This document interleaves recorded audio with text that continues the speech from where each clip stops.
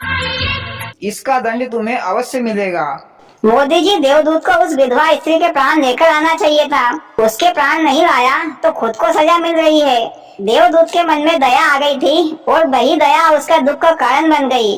तभी सियाने बुरे लोगों ने कहावत सही कही है कि जिसने की दया उसका घर तो गया। मोदी जी, फिर देवदूत को क्या दंड मिला? यमराज ने देवदूत से कहा कि तुम्हें पृथ्वी लोक पर मनुष्य बनकर रहना पड़ेगा और दिन रात मेहनत करना पड़ेगा, यही तुम्हारी सजा है। देवदूत ने कहा कि स्वामी, मेरी मुक्ति का कोई उपाय तो बताइए।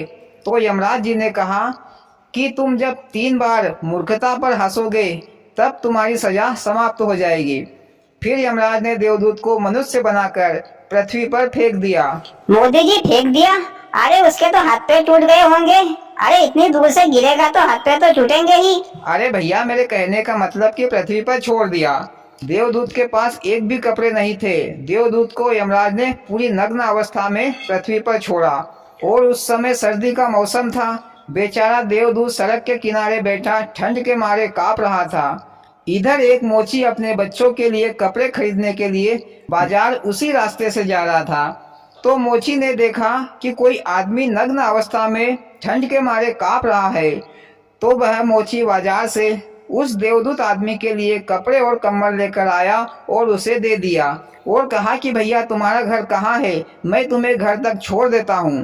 तो उस देवदूत आदमी ने कहा कि भैया, मेरा इस संसार में कोई नहीं है, ना ही मेरा कोई घर है और ना ही मेरा कोई रिश्ता नाता है। तो मोची को उस आदमी पर दया आ गई और वह उस आदमी को अपने साथ अपने घर ले आया। इधर मोची की पत्नी ने जब मोची के पास अपने बच्चों के लिए कपड़े नहीं देखे तो वह मोची से झगड़ने लगी। लो मोदी जी, मोची ने भी दया दिखाई, भगवान जाने मोची के साथ अब क्या होगा। इधर मोची और उसकी पत्नी का झगड़ा देखकर देवदूत आदमी जोरों से हंसने लगा। तो मोची ने पूछा कि भाई, तुम पागल हो क्या? मैं तुम्हारे पीछे अपनी पत्नी से डांट खा रहा हूँ और तुम खिलखिलाकर जोर जोर से हंस रहे हो।